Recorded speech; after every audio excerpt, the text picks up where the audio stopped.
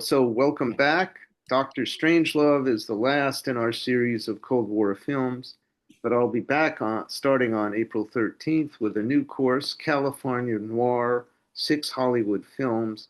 Film noir is a lot about ordinary middle-class crime, and California is the most noir place because of the California dream and the disappointments that sometimes happens with that. So we'll be seeing some great films, starting with Double Indemnity, including Vertigo, and ending with Chinatown. Okay. Hey, Art, could I say something? April Sure. something. Yeah, the class description is already on our website. If you need more information as to what the films are, what the dates are, it's all up on under the course listing. Great. It's not yet available for registration, but it will be out there soon for that. You can see the class. I'll send a link. Okay, great. Okay, so as usual, I'll talk about the movie for 50 minutes or so, then we'll take a short break and then have discussion. You've got the terms and concepts sheet to help follow along my lecture, and you can also use the chat if you've got questions. So, Dr. Strangelove, or How I Learned to Stop Worrying and Love the Bomb, is the most immediately important movie about the politics of the Cold War, released in the 1960s. Commercially, Dr. Strangelove did good but unspectacular business in the US, better in Britain, but by contrast was a hit with the intelligentsia everywhere. More than On the Beach, the first film we saw, Dr. Strangelove helped to open a new wave of artistic protest against the Cold War stalemate and its architects, and in fact against the entire existing framework of moral and political authority. The whole point and power of the film was to disrupt the viewer's comfort with the prevailing atomic status quo, and it does. The fact that in 1964 the film did solid but unspectacular box office, but won enthusiastic support from intellectuals, makes Dr. Strangelove culturally important in an additional way. It pointed to a sharp gap opening up between intellectuals and the general population. That gap has never closed. So I'm going to talk about the plot of Dr. Strangelove first. So the plot is a sexually impotent SAC general, Jack D. Ripper, who believes that the fluoridation of water is actually a communist conspiracy to pollute his precious bodily fluids, has unleashed his wing of B-52 nuclear-armed bombers against Russia. Well, we have to stop here. In 1964, being against fluoridation was a joke, a signal to the audience that Ripper was deranged. But now, under Robert F. Kennedy Jr., our Secretary of Health and Human Services, the ban on fluoridation is government policy. Kennedy claims, with President Trump's support, that fluoride is an industrial waste that links to lowered IQ among children, bone fractures, and arthritis. The initiative to remove fluoride is a core part of his national health agenda, Make America Healthy Again. States such as Utah and Florida have already enacted bans on water fluoridation. Okay, so it happens that for various plausible reasons, not all of Jack D. Ripper's bombers can be recalled, and the president is forced to cooperate with the Russian premier in an attempt to shoot down the American B-52 bombers. This is because any atomic bomb dropped anywhere on the USSR will automatically set off the Soviet doomsday machine, which will destroy the world. President and premier fail. One B-52 bomber does get through and drops the bomb. The doomsday machine explodes. The human race is doomed. It's a comedy. Like On the Beach, our movie Dr. Strangelove is based on a best-selling novel. Its author was Peter George. The novel was called 2 Hours to Doom in Britain and Red Alert in the US. Peter George had flown combat missions in the Royal Air Force Bomber Command in World War II. He had rejoined the RAF again in 1953.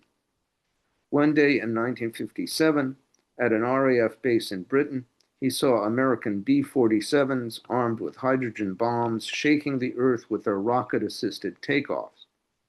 These were the same B-47s that James Stewart had fallen in love with in Strategic Air Command. As it turned out, they were more dangerous to their pilots than to the Russians. But the B-47s horrified Peter George.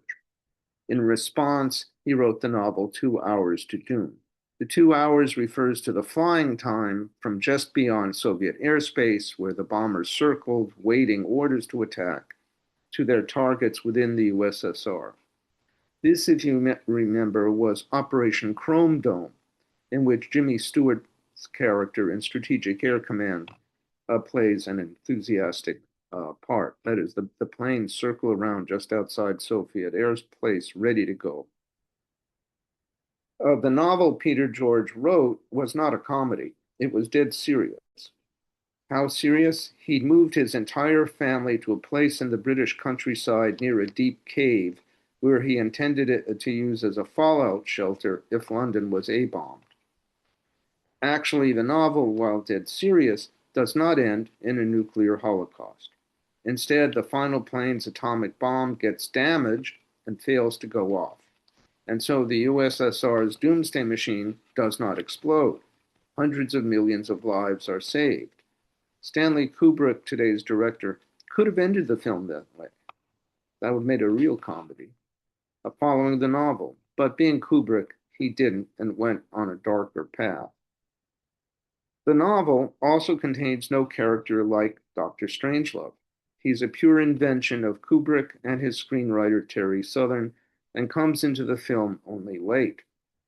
But the novel does contain the most detailed depiction of fail-safe procedures and precautions yet revealed to the public, and also how they might fail.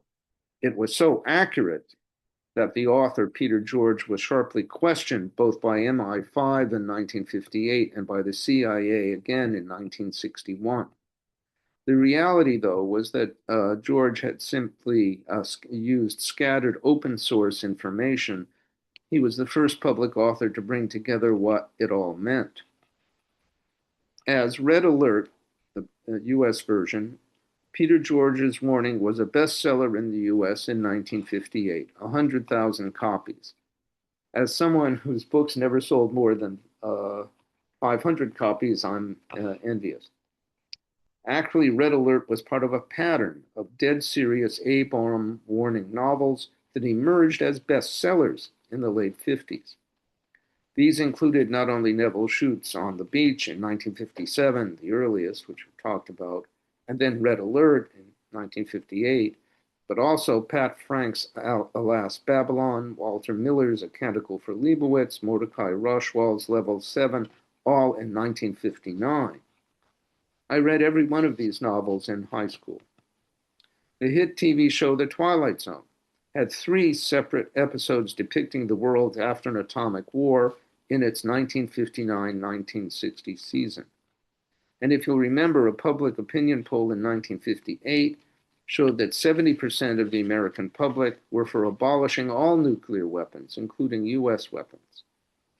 That opinion poll and the fact that these novels were bestsellers and The Twilight Zone was a hit indicates a social undercurrent of discontent among the American population about the dangerous Cold War situation.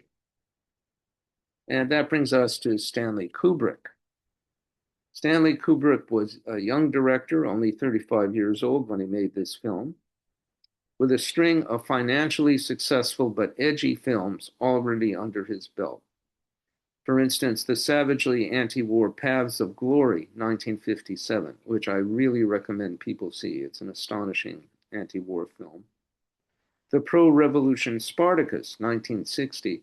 Maybe at some time in the future I'll do films about the ancient world. And finally, the sexually transgressive Lolita, 1962. Kubrick's background was in 1950s New York Jewish intellectual culture and humor, centered in Greenwich Village. The famous cartoonist Jules Feiffer was a good friend of his. Paul Krasner and the New York satirical magazine The Realist was a big influence on him. Paul Krasner was later a founder of the late 1960s hippies, as was my wife. Kubrick was immediately attracted to Peter George's novel when he read it, because he himself was caught up in the atomic war panic circulating among intellectuals in the late 50s and very early 60s, the phenomenon I was just talking about. In the late 50s, Kubrick was worried so much about atomic war with the USSR that he considered moving to the place on the planet least likely to be a victim of an A-bomb attack, namely Australia. For the same reason, Kubrick's friend Paul Krasner wrote an article advocating relocating to On the Beach in New Zealand. Then, in August 1961, came the crisis over the East Germans' building of the Berlin Wall, with American and Soviet tanks confronting each other at Checkpoint Charlie. I think people have forgotten about that, but one of the early anti-war movements was no war over Berlin. So that's in August. In September and October of the same year, 1961, the USSR was testing an atomic or hydrogen bomb every single day. The tests were topped off by the explosion of a super hydrogen bomb whose explosion was 5,000 times more powerful than the Hiroshima bomb. The mushroom cloud alone was 60 miles high. It was then, in October 61, that Kubrick got as far as acquiring Australian visas for himself and his family, and also arranging for all his savings to be transferred to an Australian bank. Again, this is on the beach. So Kubrick's atomic bomb fears were real. And it was precisely then, in October 61, when he was transferring his savings to an Australian bank, at the height of his fears, that a friend showed Kubrick Peter George's novel. By December 61, Kubrick had bought the screen rights from Peter George. It only cost $5,000. Now that's equal to $50,000 today, but it's only a tiny fraction of what Stanley Kramer had paid Neville Shute for On the Beach. And that was because Peter George was just desperate to get his atomic war warning out as a film, so he sold it for very little money. Kubrick originally intended that the resulting film would be a straightforward drama, a melodrama, a tragedy, as Peter George's novel was. But a few weeks into writing a screenplay, Kubrick, considering the implications of the doctrine of mutual assured destruction, decided that the novel's narrative worked best as a comedy, a nightmare comedy. The deadly serious Peter George, the author of the novel, was appalled at the change, but he'd sold his rights. Now to the film itself. That was the background. Dr. Strangelove's script was written during the autumn of 1962. That is, right in the midst of the Cuban Missile Crisis. With financial backing by Columbia Pictures, filming began in 1963 outside of London. Stanley Kubrick knew he was not a natural comedian, he certainly isn't, but he wanted a lot of sexual humor in Dr. Strangelove. So he hired satiric novelist Terry Southern to help with the comedy and the snickering sexuality Kubrick wanted in the film. Terry Southern was an avant-garde writer whose novels included the best-selling sex comedy Candy, which was itself made into a movie in 1968, but he was brought on board for the comedy.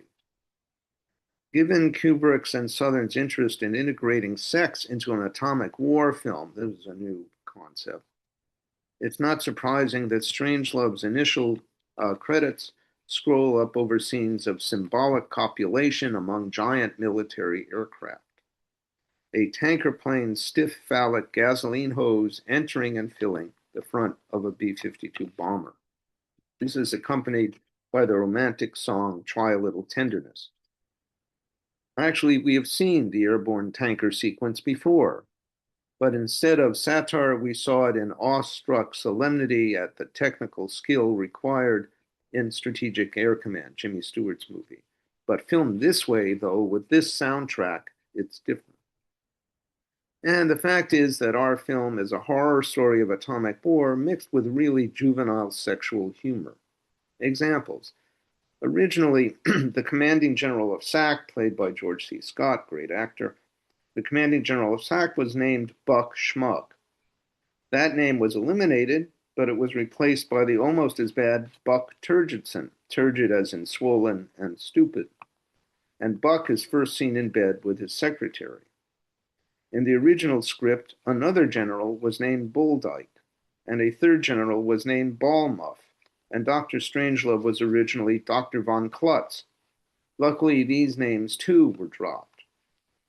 But then there's the snickering double entendre of the weak and whiny President Merkin Muffley. A merkin, in case people don't know, is a female pubic hair wig, and a muff, well, that speaks for itself. It shows the true level of humor, which remained in the film. Also, Merkin Muffley is made up to look exactly like Adlai Stevenson, the weak, liberal, twice defeated Democratic candidate for president in the 50s. A reference mostly lost on later generations of viewers, I think, but still recognizable in 1962 when Stevenson was the US ambassador at the UN. Again, more sexual humor. When we first see the B-52 pilot King Kong, played by Slim Pickens, he looks deep in study. Is he reading the technical manual for his B-52? No, it's a copy of Playboy. That same copy of Playboy is in the hotel room where we first see General Turgidson personally entertaining his secretary. It's hard to imagine the grim, humorless General Hawks, Frank Lovejoy from Strategic Air Command, either reading Playboy or cavorting with his secretary.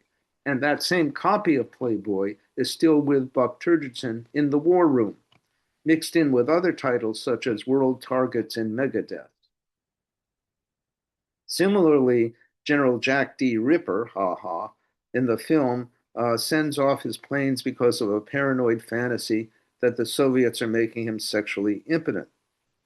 Meanwhile, the target of Major Kong's specific B-52 is, quote, the Soviet ICBM complex at La Puta, a fictional place, but of course, La Puta in Spanish means the whore, yuck, yuck, yuck. And in the most iconic scene in the film, Major Kong rides a hydrogen bomb down to its La Puta target, a huge cylinder marked high there, poking out from between his legs. Dr. Strangelove himself imagines a post-war society that is a Playboy mansion stocked with sexually attractive women at a ratio of 10 to 1 to men, for men to begin replenishing the American population. It so excites him as a fantasy that he rises from his wheelchair and suddenly is able to walk again. So, as terrifying as the movie is, and it is, it's also, repeatedly, a jokey adolescent view of sexually dirty authority figures. The film suggests that aggressive masculinity, far from being essential to the defense of the nation and freedom, as it is in Strategic Air Command, might lead instead to the annihilation of everything. The only female character in the entire film is Buck Turgidson's secretary, who spends the entire film in a bikini. But then, after the snickering opening refueling scene, there appears a formal disclaimer, quote, it is the stated position of the United States Air Force that their safeguards would prevent the occurrence of any such events as are depicted in this film. Critics used to think this was more satire by Kubrick, but we now know it wasn't. The statement was forced upon the film by Columbia Pictures in direct response to pressure from the US government. So it's meant dead seriously. And when the film was released, Columbia Pictures also sent copies of this disclaimer to all domestic and foreign theater managers. Now, the slogan of the Strategic Air Command was, peace is our profession. Well, that's a slogan that invited satire since the B-52s were flying loaded with hydrogen bombs. But Kubrick went further. Jimmy Stewart's SAC was manned by skilled, patriotic pilots and mechanics. But SAC in Kubrick's film is filled with ignorant zombies who communicate to each other in soulless technical jargon. And up the hierarchy, it's no better. The paranoid General Ripper, the blowhard General Turgidson, the weak President Muffley. And as for the Soviet figures, the pictures to enemy figures, there's Ambassador Desadsky, ha, and Premier Kissoff, again, ha. And they are no more responsible or rational than the Americans are. Ambassador Desadsky is a clumsy spy, and Premier Kissoff is a drunk, and, like General Turgidson, is cavorting with his secretary as the world comes to an end. Probably lost to younger viewers is that Kissoff's name and bald head, seen in posters, plus his drunkenness, is meant to suggest the current Soviet premier Nikita Khrushchev, just as the bald, bespectacled President Muffley is the spitting image of ineffectual Adlai Stevenson. So there are very specific time-centered images. But the main point is this. The inhuman apparatus of nuclear war has been entrusted to ordinary, unimaginative, or incompetent human beings, or outright lunatics like General Jack D. Ripper. No one had dared to make a satire like this about the American atomic policy before. No one had ever dared either to bombard an audience with dozens of atomic bomb explosions on screen before. And On the Beach, our first film, there are no atomic explosions at all, just the invisible, lethal aftermath. Dr. Strangelove broke that barrier too. And after all, where did the character of Dr. Strangelove come from? As I said, there's no such character in Peter George's serious novel. Peter Sellers made it clear who was the inspiration for an ex-Nazi scientist now working on crucial science for the US government. It was Wernher von Braun, the American rocket scientist. His title of his autobiography was I Aim at the Stars. He'd been made into a national figure by frequent jolly appearances on the Walt Disney Show, starting in 1955, urging investment in space exploration. But Wernher von Braun had been both a member of the Nazi Party and an officer in the SS, an officer in the SS with the same rank as Adolf Eichmann. As Tom Lehrer joked, I aimed at the stars, but somehow I hit London. Or as the unruly comedian Jonathan Winters said to him on The Tonight Show with Johnny Carson. So Jonathan Winters is sitting on the couch and Carson is interviewing Wernher von Braun. And suddenly Jonathan Winters says in a stage German accent, I remember you. The last time I saw you, your wife was dancing with the Fuhrer. Von Braun walked off the set. Von Braun was one of 1,500 Nazi scientists admitted into the US right after World War II. Of course, the Soviets did the same with the Nazi scientists they captured. In the film, Strangelove's Nazi right arm has never forgiven him for working with the Americans. It tries to strangle him and ends up giving the Nazi salute. All of this was actually on the set, brilliant improvisation by the actor Peter Sellers. A word about Sellers. By 1963, Peter Sellers was an established movie comedian, and he'd worked with Stanley Kubrick before as the villainous Claire Quilty in Kubrick's film Lolita. In Dr. Strangelove, amazingly, he played 3 separate roles. As Group Captain Mandrake, who'd lost a leg in World War II, a symbolic emasculation, and so fails to stop General Ripper. As the wimpy and whiny US President Merkin Muffley. And finally, at the end of the picture, as Dr. Strangelove himself, the ex-Nazi confined in a wheelchair, who's busy imagining a post-holograph underground sexual paradise. There's hardly a moment when Sellers, in one form or another, isn't on the screen. And he's stunning in every character. Choosing him was a brilliant choice by Kubrick and a very expensive one. Sellers was paid $1 million for his multiple roles in the film, which was almost half Dr. Strangelove's total budget.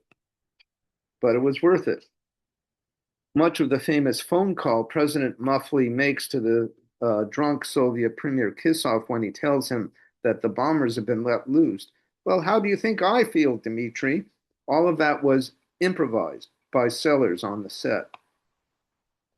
So, as Group Captain Mandrake, Sellers also suddenly improvised Mandrake's missing leg right while filming. That wasn't in the script. So was the sudden Nazi salute from Sellers as Dr. Strangelove. It shocked the crew. All of these things were improvised on the set by Sellers. That's an amazing story. And Sellers got an Academy Award nomination as Best Actor for 1964. And a word about the character Major King Kong, the pilot of the B-52 that ends the world.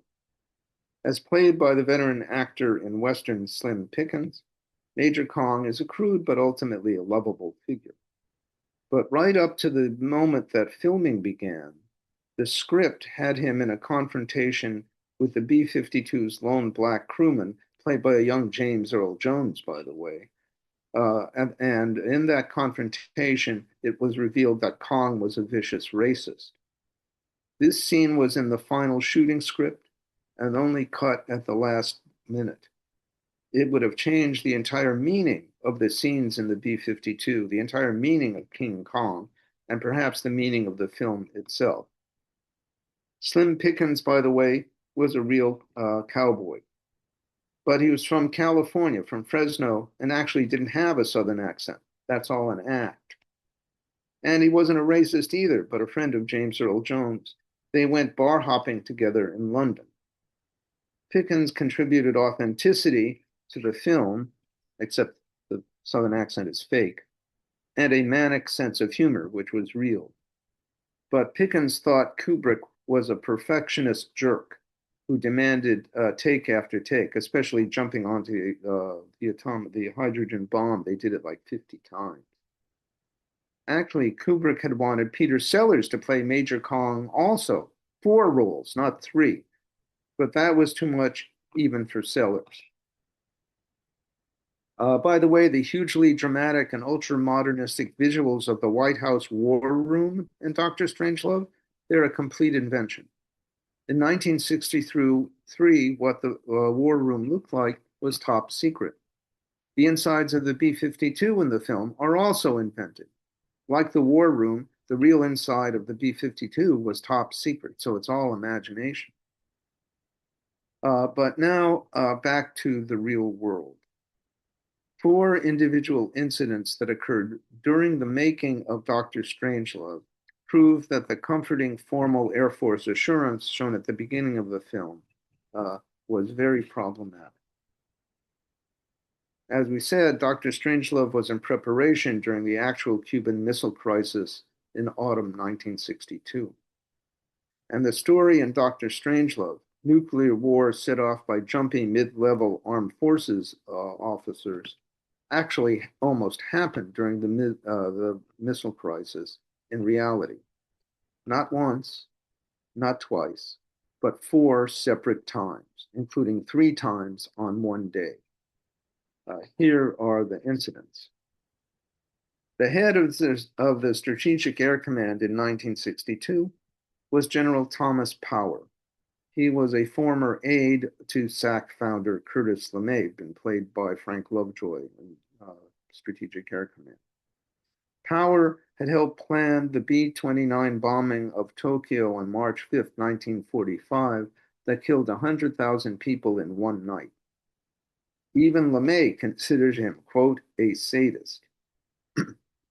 On October 26, 1962, at the height of the Cuban Missile Crisis, General Power, on his own, suddenly ordered the test launch of an ICBM missile from California out into the far Pacific.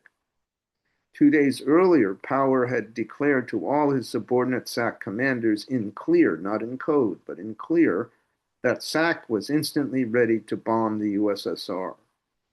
The Russians were listening.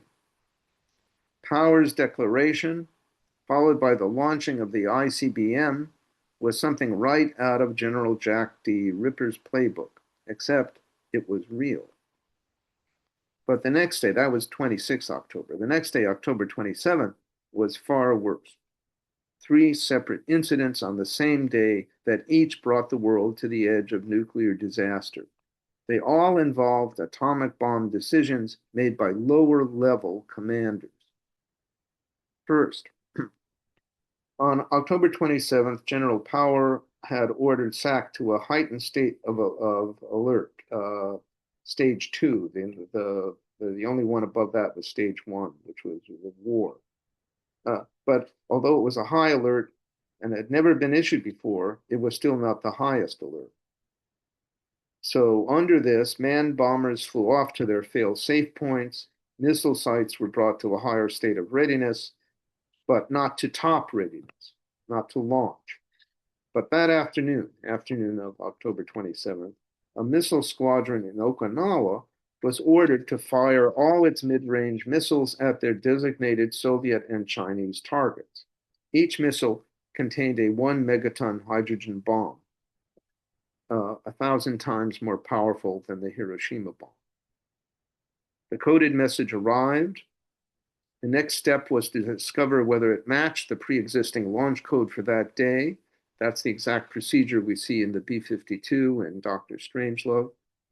The launch officer opened his sealed pouch. To his horror, Air Force Captain William Bassett found that the codes matched. That is, they required him, therefore, to immediately fire his missiles. But he was perplexed because this could only happen under SAC procedure if SAC was already at the highest alert and SAC was only at the second highest alert. In the absence of the highest alert, Captain William Bassett proceeded with great caution. He telexed for confirmation of the code from SAC headquarters near Omaha, Nebraska, and he got confirmation of the code. Many officers might then have simply followed their orders, and a junior officer actually announced he was going to fire his missiles. But Captain Bassett ordered 2 airmen to shoot this man unless he stopped, or they received word that the U.S. was actually under atomic attack. He checked back with Omaha again, this time by phone, not by telex. And Captain William Bassett demanded verbal confirmation of the launch order from the Air Force that the codes matched. He demanded verbal confirmation from the Air Force major in charge in Omaha. The major suddenly went, "Oops, no, that's a mistake." And the missile base received a stand down order in a follow-on coded message. Captain William Bassett had just saved the world. He has no Wikipedia entry. Meanwhile, out in the Caribbean, the U.S. Navy was behaving more aggressively in its blockade of Cuba than President Kennedy wanted. Yes, the president had signed off on orders authorizing the Navy to take protective measures in advance against Soviet submarines if they seemed to be acting in a suspect fashion. On the evening of October 27th, the Soviet submarine B-59, after trying all day to elude American ships underwater, was forced to surface in the Caribbean because of low batteries. It had to recharge its batteries. But when the sub came up, it was then near missed by an American aircraft, and American destroyers surrounded it and pointed their guns at it and tried to blind the crew on deck with searchlights. The captain of the sub, Valentin Savitsky, concluded he was under attack. Perhaps war had already started and he didn't know. And his orders compelled him to fire his nuclear torpedoes at the enemy first if he thought he was about to be sunk. Savitsky ordered a crash dive, and to prepare his nuclear torpedoes to attack a nearby American aircraft carrier. Luckily, the dive was delayed because the chubby communications officer became stuck in the conning tower. And really true. It was a fat guy who saved the world by getting stuck in the conning tower. But also topside was Captain Vasily Arkhipov. Arkhipov was there as an observer but he observed that the American destroyers were firing over the sub, not at it, and that the destroyers were trying to signal them. He shouted at Savitsky to cancel the dive, and Savitsky did. So here, in reality, was a group captain Mandrake who prevailed over General Ripper. Arkhipov, unlike Bassett, was promoted and became eventually head of the Soviet submarine services. The U.S. Navy harassment against presidential orders convinced a Soviet captain that war had broken out and that he should retaliate with his nuclear weapons against an American aircraft carrier before being sunk. Who knows what would have happened next?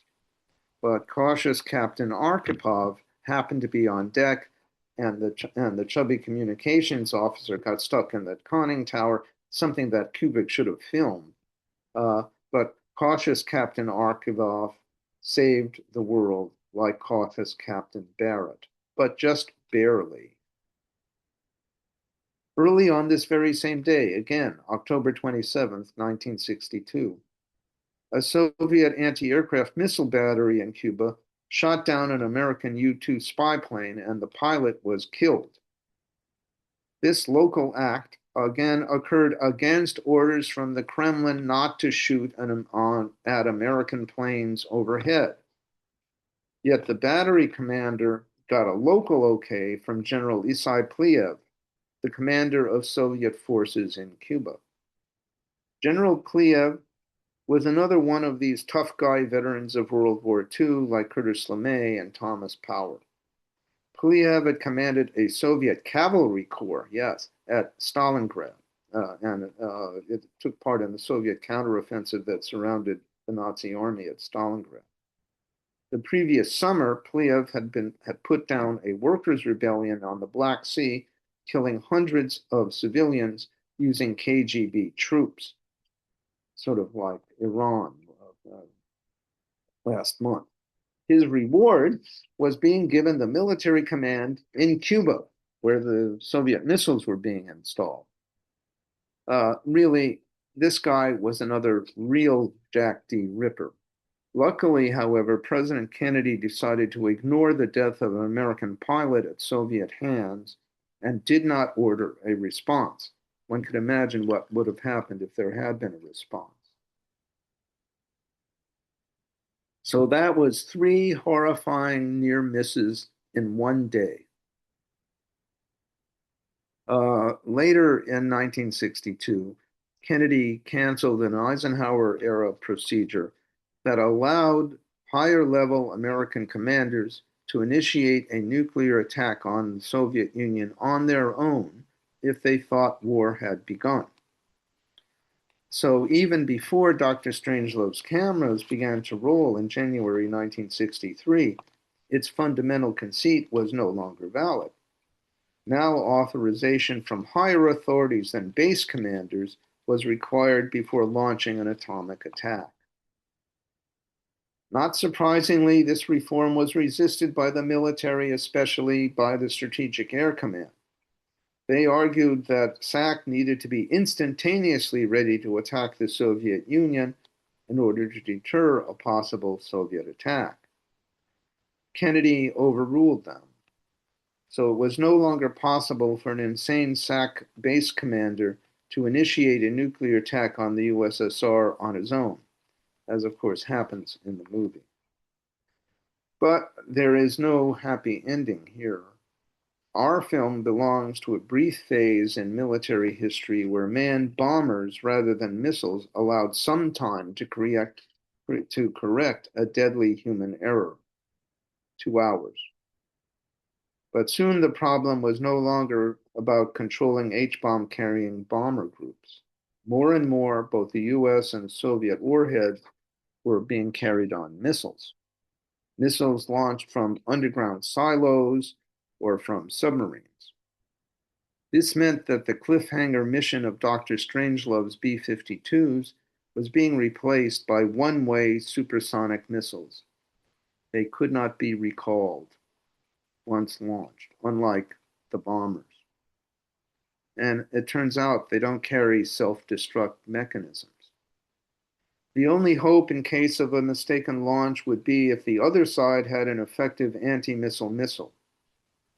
That's been the situation since about 1975, and it's the situation today. Oh, and what about the Dr. Strangelove's Soviet doomsday device? It's a joke in the film. I have to inform you, it's not a joke. It exists. The Soviets started to build one in 1964, the year Dr. Strangelove was released. It was finished and deployed. It was a device that once activated in an international crisis. So if there's an international crisis, the Soviet premier activates the doomsday device. And it was set to send automatic, predetermined launch codes to all Soviet missile bases and strategic bomber bases and submarines if its sensors depicted a surprise US atomic attack. It was called, I love this, the dead hand. No kidding. We don't know whether it was ever activated during one of the periodic crises between the United States and the Soviet Union, or whether it was ever activated as the Soviet Union collapsed. But as of 2018, the last time we hear about it, it still existed. Okay. So Dr. Strangelove was released in early 1964, the same year as the atomic war and On the Beach. It received many rave reviews. Pauline Kael in The New Yorker called it the best American film in years. The Nation called it a Cold War blade of scorn against the passive spectator's throat. The historian Lewis Mumford wrote, "The film reveals what is sick in our supposedly moral and democratic country. Because we allowed the policy of mutual assured destruction to be formulated and implemented without even the pretense of open public debate." That's true. There was never any debate about MAD, and that's pretty shocking. Well, these critics were all liberals and relieved to have the boil burst by Kubrick. But not surprisingly, conservatives and traditional patriots were infuriated. The National Review criticized Kubrick for not showing the other side, the dangerously aggressive and careless Soviets. The famous military historian S.L.A. Marshall condemned the film as a slander of the nation's top military officers. A top British science journal accused the film of slandering scientists. Bosley Crowther accused the film's criticism of atomic policy of being defeatist and destructive of morale. These were in the minority, but the intensity of the backlash presaged the modern culture wars. Certainly, the Strategic Air Command was not pleased. General Power himself publicly defended the efficiency and safety of SAC. SAC went so far as to produce its own documentary film to combat the way the organization was shown by Stanley Kubrick. This film was called SAC Command Post. It was made in the spring of 1964. You may remember that with On the Beach in 1960, that provoked a similar government campaign against the film. So did Dr. Strangelove. But possibly because its saber-rattling emphasis on the force's readiness to strike wasn't exactly a useful response to Dr. Strangelove. And so the SAC film was soon withdrawn. Finally, Dr. Strangelove was made while John Kennedy was president, but it was released when Lyndon Johnson was president. And I'm going to explain why that's culturally important. In a speech in 1961, President Kennedy declared, quote, "The world is living under a nuclear sword of Damocles, which can be cut by accident, miscalculation, or sheer madness." That, of course, is the topic of Dr. Strangelove. But JFK has another relationship with the film, and a tragic one. The editing of Dr. Strangelove was completed by autumn 1963, and the first premiere of the finished film for critics was scheduled for November 22nd, 1963. News of the assassination of President Kennedy came in just before the showing. And so the showing was immediately canceled in shock, and the premiere of the film was delayed 2 months because of its satirical portrait of an American president. But that led to Lyndon Johnson's impact on the original reception of the film once it was released in the early 1964. It was one thing to have Slim Pickens, the B-52 bomber pilot, when the president was the elegant John F. Kennedy. It was quite another to have Slim Pickens, the B-52 pilot, leading everyone to doom when LBJ, who looked and sounded like Slim Pickens, was president of the United States, and he was escalating the war in Vietnam. So as with the Manchurian Candidate, Dr. Strangelove's political impact, for reasons having nothing to do with the film's original design, became much weightier because of who the president now was.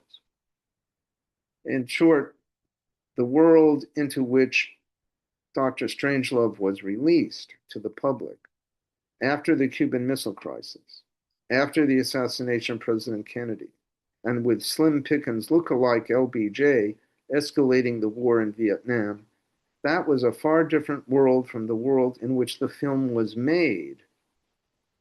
It was a much more disrupted world. And those disruptions made the film weightier than it might have been. And those disruptions could not have been known to the artists when they made the film. Again, it's a lot like the Manchurian Candidate.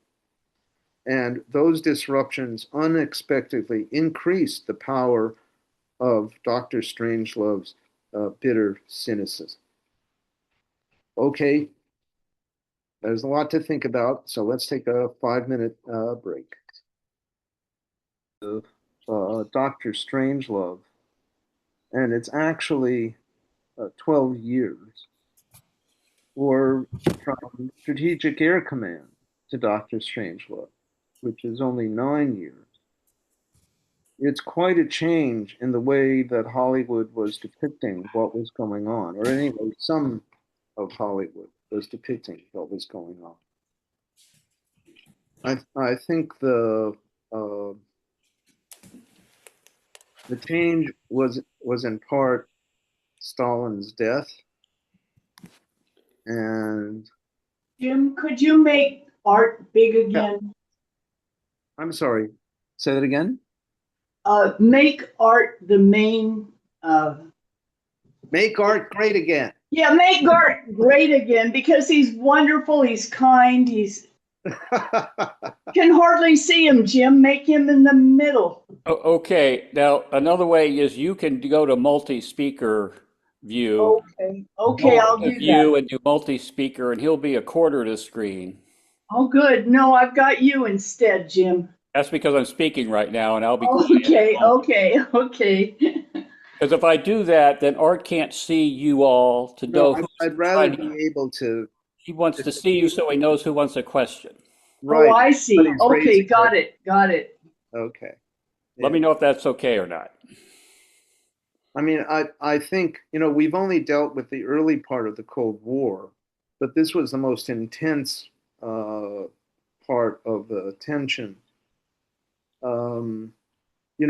This ends up with films like The Hunt for Red October, which is a triumphalist American discussion of the submarines, where the Russians have spent a huge amount of time building this super secret, super quiet submarine, and an American enlisted man solves the problem in 5 minutes on the USS Dallas. So, but this is a period, but that's towards the end. That's 1990. Uh, in this period, it's clear that fears of atomic war were certainly strong among intellectuals. Uh, and I mean, On the Beach is another example. I mean, it's extraordinary that these films got made.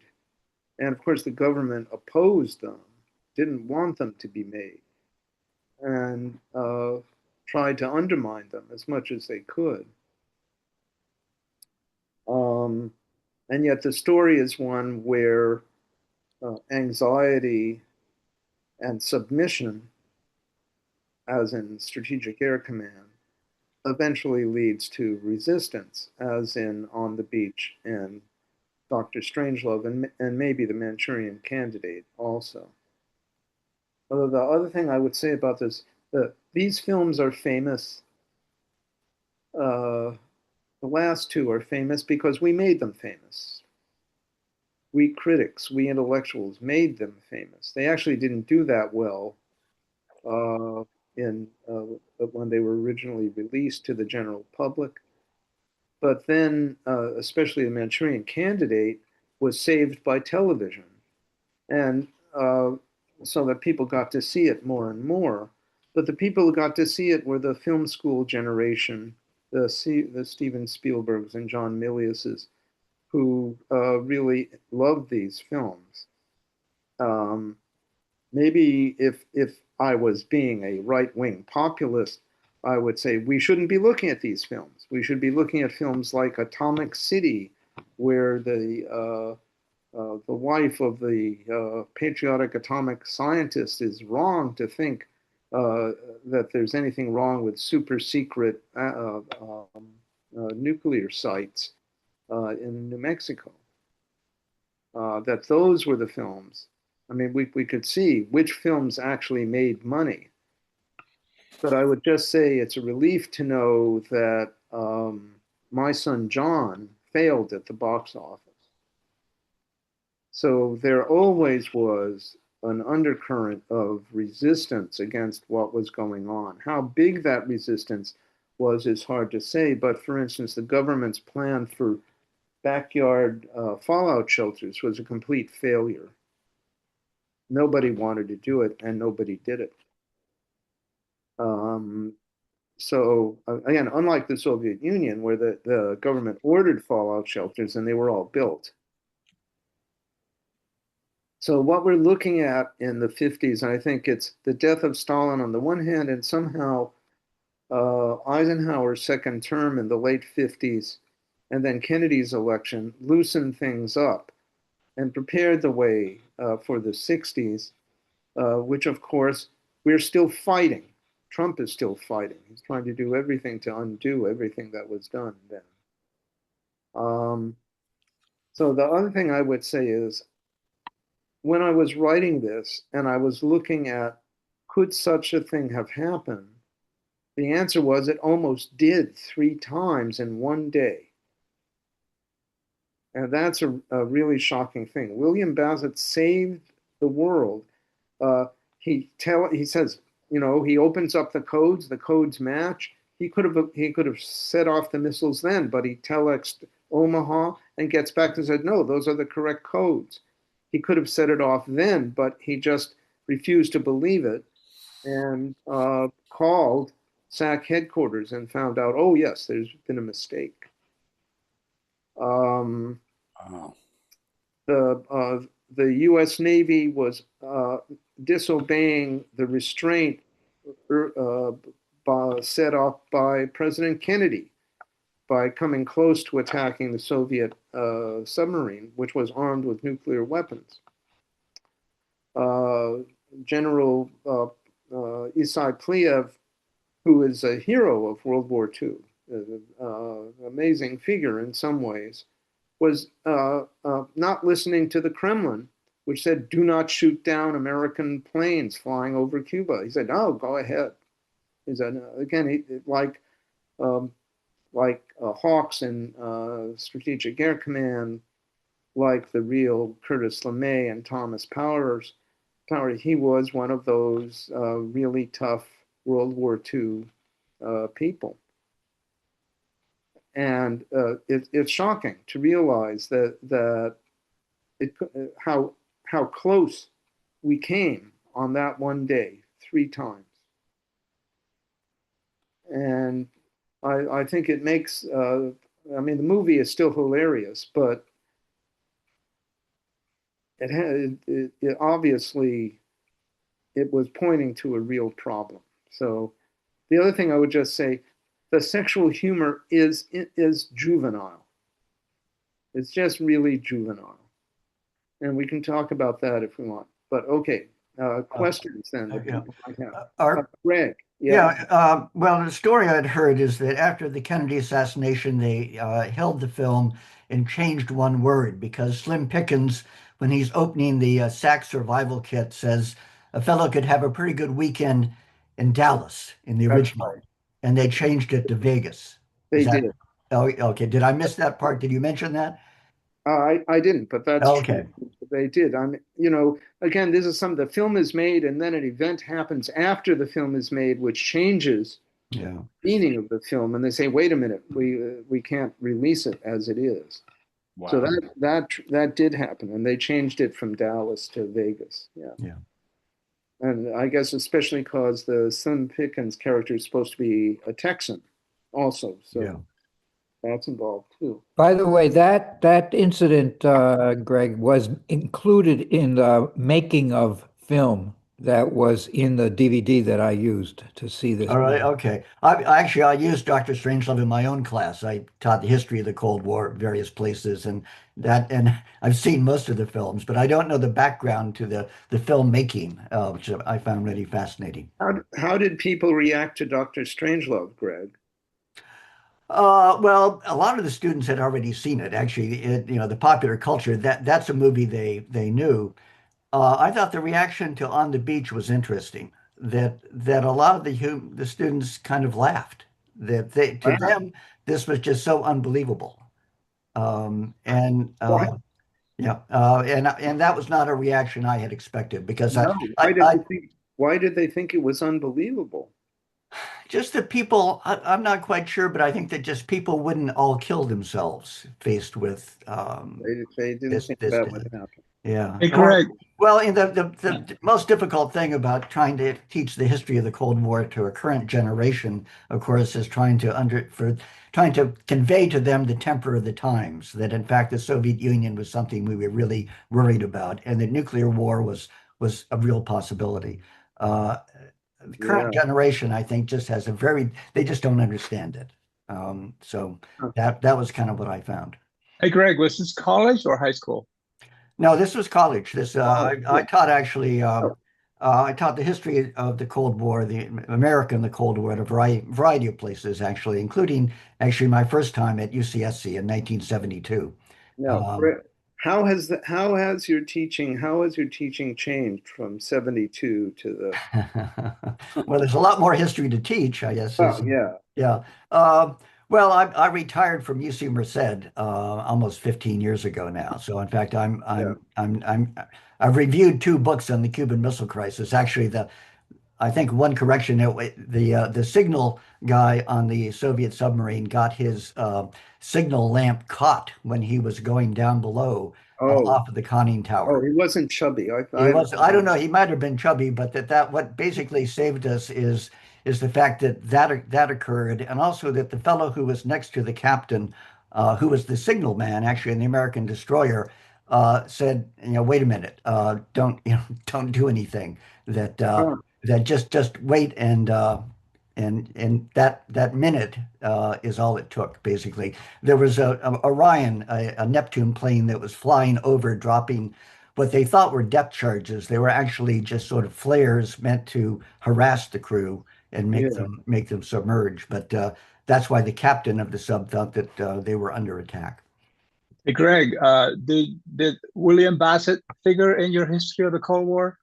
No, but he's the true figure. In fact, I just looked him up in Marty Sherman's book.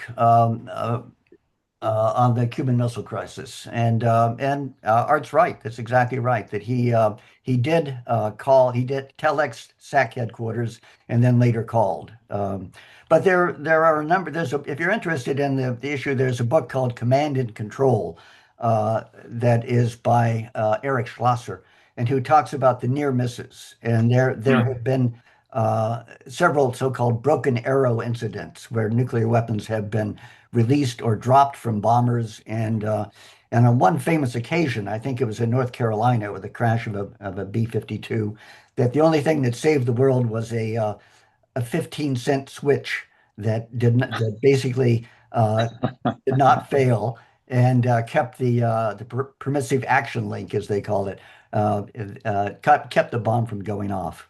So Art's right. We have come very close many times.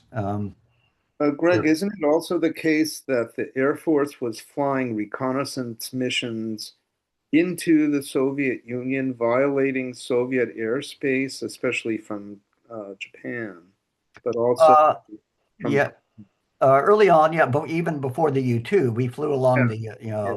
along the borders, and we were essentially testing the radars to see how effective the Soviet radars were, if they were picking up flights, how soon they would pick up the flight as it neared Soviet territory, and maybe we would go into Soviet territory and back out again. And this is before the U-2 shoot down. Wouldn't you say that was irresponsible?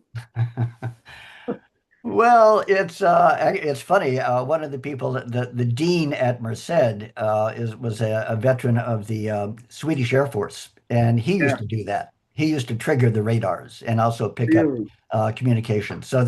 And Sweden was not a member of NATO at the time, but yeah, they were interested in helping us in that case. Did the Swedes actually violate Soviet airspace? Yes, yes, yeah. Gee, He's flying I think it was a P-51 or something that. oh my Uh, God. yeah, yeah. Of course, the Anyway, Soviet airspace was very, very close to Sweden. Yeah. yeah, Really very close. yeah, yeah. I mean, Yeah. it's not clear. It's not clear to me now how missiles cannot be recalled. I mean, the bombers had a 2 hour time frame where they might be able to be recalled, but Yeah. missiles can't be recalled. Yeah. Well, So, you mentioned the Soviet dead hand. Actually, the United States has a similar system. oh, tell us That about that. I didn't know this. well, if there is at least one Minuteman in the silos that has that if all else fails, communication fails, it can be launched, and as it goes up, it broadcasts the launch code, so that the surviving missile crews out there at Minot or wherever would have the code they need to launch the missiles. Oh, God. Well, So, that certainly makes me feel secure. All of us. well, of course, this is timely because the New START treaty has now no longer is in effect, and it's almost certainly the case that we're going to wind up putting under START. There's a limit of how many warheads you can have on the missiles out at sea, for example. And the Poseidon type system that they have can carry more warheads, and we are already going to be putting those warheads on those submarines. Greg, when you were teaching, what was the most effective film in getting people emotionally involved in what it was really like? I think actually Dr. Strangelove. Really? Yeah, yeah. I love On the Beach. I've seen On the Beach a dozen times at least. It's my favorite film. And so that's why I was surprised by the reaction of the students. And one of the people actually in who watched the film was Wolfgang Leonhardt, who is Yeah. a Soviet expert. This was at Yale. He was teaching at Yale, and he had kind of the same reaction that somehow this would not be realistic. Um, I don't know. It's interesting that that was the U.S. government's view and the Soviets government's view also that people would not commit suicide. And of course, it's there in Dr. Strangelove. That's what Dr. Strangelove is saying. Oh, yeah, well, we'll be underground, but we'll really have a lot of fun and can repopulate the planet that way. Yeah. Say, I guess they felt that people would just try to survive anyway, and that they wouldn't wind up taking the little pill. Huh. Maybe that was it. say, Art, Yeah. I know you didn't show Failsafe, but I was wondering if you could just make a couple of comments about it. Um, Um, well, it, that's uh, with Henry Fonda as the president, and it's the same sort of thing. Uh, and of course, they were competing. They came out about the same time, so yeah. they were competing for the audience.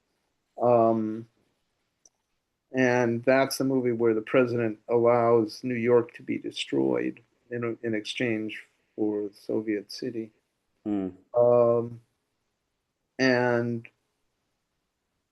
I mean, it's a dead serious movie, but if you compare, I want to say you can sort of laugh at Peter Fonda, sorry, at Henry Fonda a little bit about that. You know that he's so virtuous, so dead serious. That um, and it's a real comparison.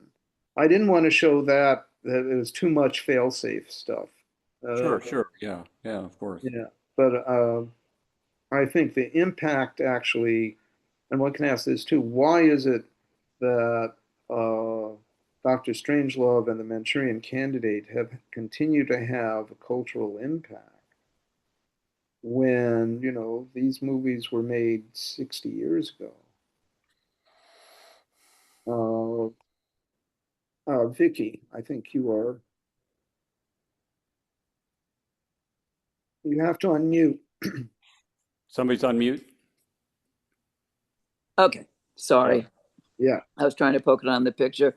I think that the answer to that is simply that we are refighting every battle we fought 50 years ago, Yeah. in Yeah. every aspect of our lives right now.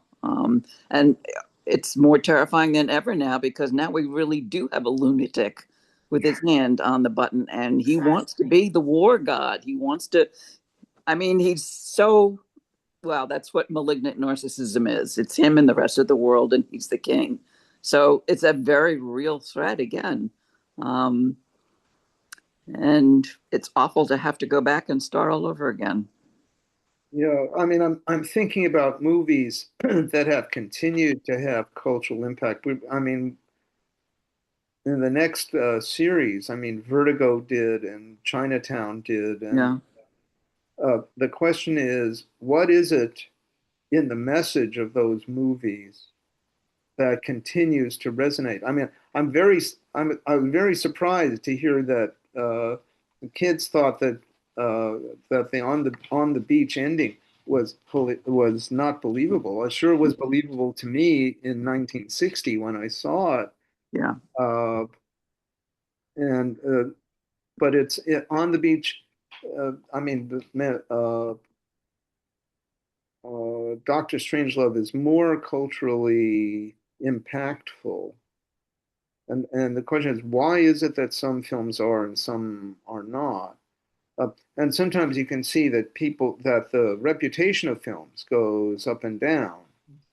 Mhm. So, my favorite example of that is The Searchers, which nobody cared about in the 60s. And then suddenly, when the film school kids get a hold of it and become directors, its reputation goes shooting up tremendously. And now it's sunk back down again because some people say it's actually racist. And it's, well, it's 70 years old. But it's so film's reputation are artificial in some sense. Uh, they depend on critics and all of us who teach film courses, what we choose to show. Uh, and that's a little bit disturbing. But I think, this is something I've actually talked about with people yesterday. My Son John is more relevant now than it ever has been because it's about the corruption of youth in the university, both politically and sexually. And every criticism of university life in My Son John is exactly what's going on now in the education department. Mm. So suddenly films that, were not so important begin to take on more validity and more weight than they used to because of events that happened decades after they were made. I mean, the the stuff about fluoridation, like I said, at the time in 1964, this is what indicated that Jack D. Ripper was deranged. Everybody knew that fluoridation was good for handling tooth decay. Yeah. And now, as you said, we have to fight these battles over and over again. I think that one of the things of why Strangelove is relevant, feels relevant, is that it's not so much about the atomic war, the content, that content. It is about the feeling that things that there were crazy people making decisions like Kennedy, right? And people are telling us that they're going to do all kinds of stuff, and nobody, and a substantial part of the population, more than the majority, um, doesn't agree, doesn't see it that way. But so that there's a kind of validity of what the experience in Strangelove is for today. It's actually, we can go farther. The bigger message of Strangelove is, what if the people who are in control of our fates are morons, Yes. zombies, Hmm. or weak, or blowhards, and that's the entire structure of the authority system in the country. But that's what I think that people are experiencing. I mean, I Yeah. find that the bureaucracy that we're engaged with in places where you can't talk to humans directly anymore. You have to send an email or you have to send a. I mean, it's bizarre because the whole ability to make real meaning that humans can do happens because we stand face to face with each other and detect all kinds of additional information that doesn't come out in an email. And I think that people know this. I think that Dr. Strangelove looks different after Vietnam than it did before. Mm. Hmm. Suddenly, it wasn't so much a satire as a documentary. Yeah. That the questioning of authority at every level in that film, and it's a questioning of the Russians are just as bad as the Americans. They're bumbling, drunk, just having sexual hijinks with the secretaries. That whole attack is not so much only about atomic war, but about the entire structure of social authority in general. I think that's it. Yeah, yeah, and maybe that's why it remains relevant. Maybe that's why, Greg, your students who are distrustful of authority in general, or ought to be, find it meaningful in a way that On the Beach, which actually has a structure of authority, all the people of authority in On the Beach, they're serious, they're competent. It's just an impossible situation, as opposed to the buffoons in Dr. Strangelove.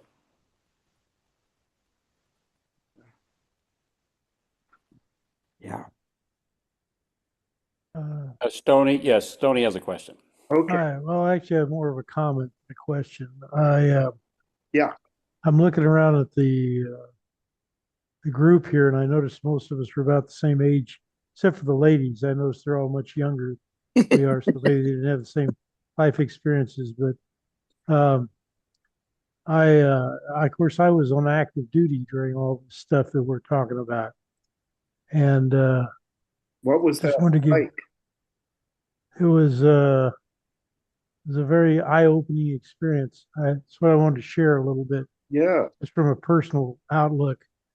I was based out of Okinawa. I was in the Fleet Marine Force. I was in an artillery unit. And one of the things that people are not aware of, much like the Strategic Air Command, any given time, there was a reinforced infantry battalion at sea in the South China Sea. There's also one in the Mediterranean. And it's kind of like we refer to ourselves laughingly as the Alamo. You're supposed to subsist for about 13 days with no outsider. And they just wrote you off. That was the idea. And I mean, some of this stuff, when I watch these films, I'm reminded of that, those days you were talking about, Art, during November. I was on board part of a 3-ship flotilla of this reinforced infantry battalion in the South China Sea. And I was 18 years old, and I'm standing up on the forecastle of this thing. That's the front end of the ship, if you're not familiar with the nautical terms. And I'm letting the sea breeze blow over me and spray of the water. And I'm thinking at any minute we're going to get the word that we're going to have to go land someplace.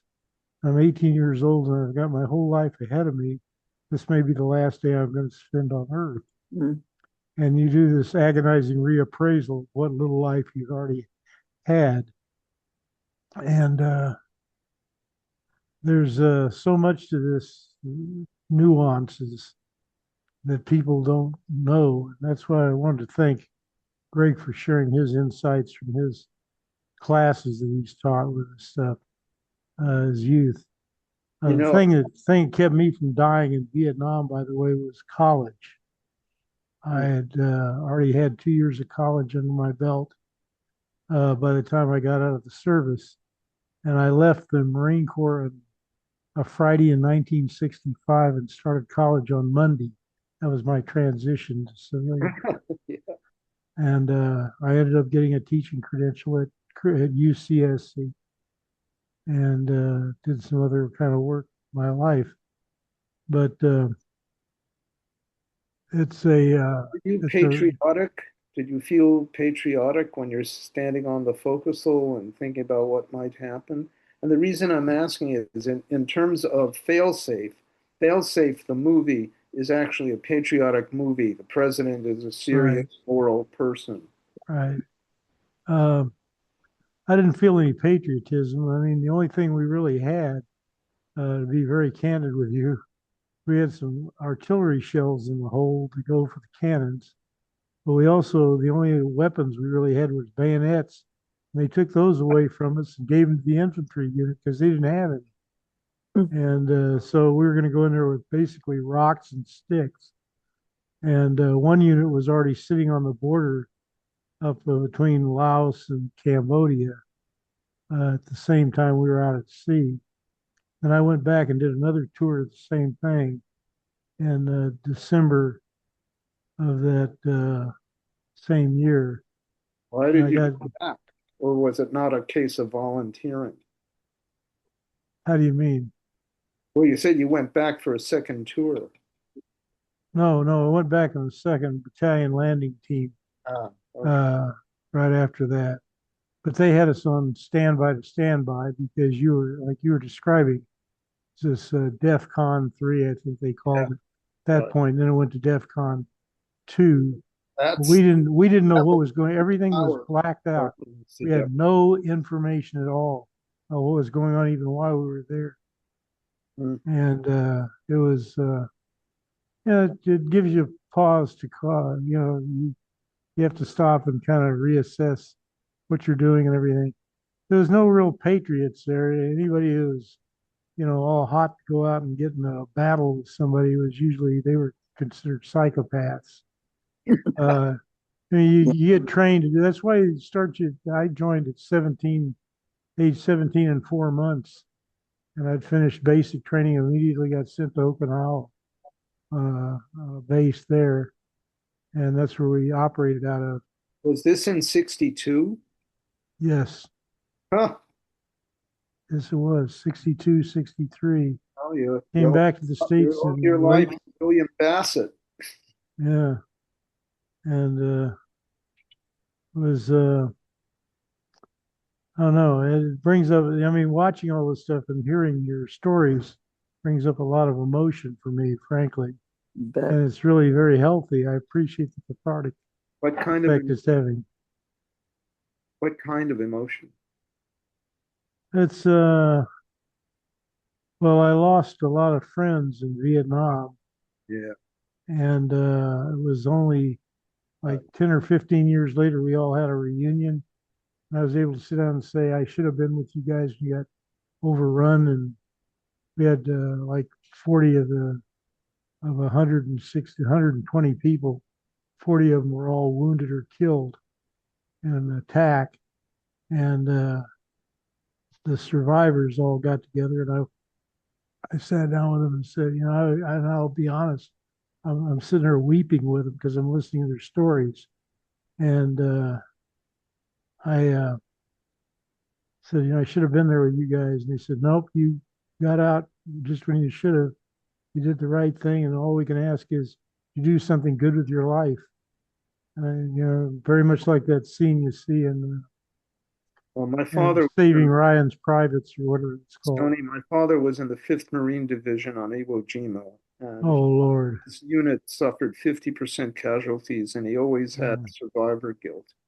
Yeah. He just did.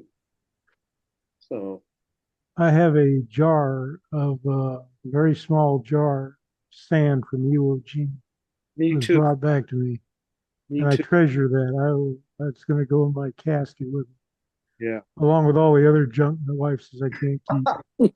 But Yeah. you know, I'll kind of end it with this. I don't like to go out on a heavy note.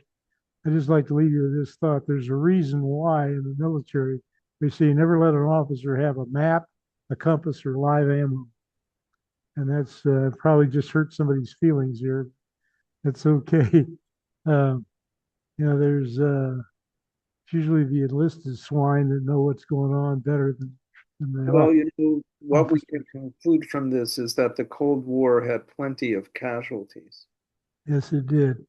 Yeah, and certainly we prevented a hot war, but the cost was still very high. But I think especially I think the validity, the cultural power of Dr. Strangelove is precisely its questioning of the nature of the people who are in charge. And in that sense, Failsafe is a very traditional movie. Uh, but if you want to see Henry Fonda as a maniac, as opposed to the President of the United States, you should see John Ford's film Fort Apache, where he's Oh essentially yeah. playing Custer, and he's Mhm. awful. And uh, Jane and Peter Fonda both said, "That's Dad." So that was Well, that's the real person. Yeah, yeah. So. Incredible. But I think these films do show a richness of response to the situation, which is quite extraordinary. All of these films, and they're all various politics, show a richness of cultural response, which is very, very striking to me.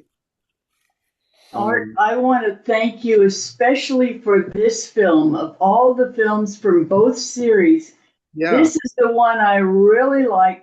And Pauline Kael was right on. yeah, right. It's really a good film. And I also, Stony, you made a comment about women being younger in this group, and I'm older than you. What are you talking about? oh, I've learned That years sounded ago like a that you never. sexist remark coming It out was of the not meant to be. juvenile. Believe me, it was meant to be not meant to be Um, sex. well, I think I mean all of these films. For me, all of these films have a richness, have a cultural richness. I mean, some are more repulsive than others, but they all have they all are a response to a very deadly, difficult situation. And it's amazing that, you know, Hollywood being Hollywood was able to produce them. That raises a whole other question about the nature of Hollywood, that it could produce these films, you know, along with a lot of crap, but that they could produce these films is very striking. Okay, folks, Art, this was great Oh, fun. I hope to see everybody on April 13th when we'll be looking at the most fun film about the insurance industry ever made, and that's Double Indemnity. Art, thank you very much for everything. It's Yeah. just This has been wonderful terrific, discussion. Art. Yeah. Thank you. Art, Yeah. thank you See so you all much. soon. Thank you everyone for sharing. Yay. Awesome. Bye-bye, everybody. Bye-bye. Thanks. Okay. So long.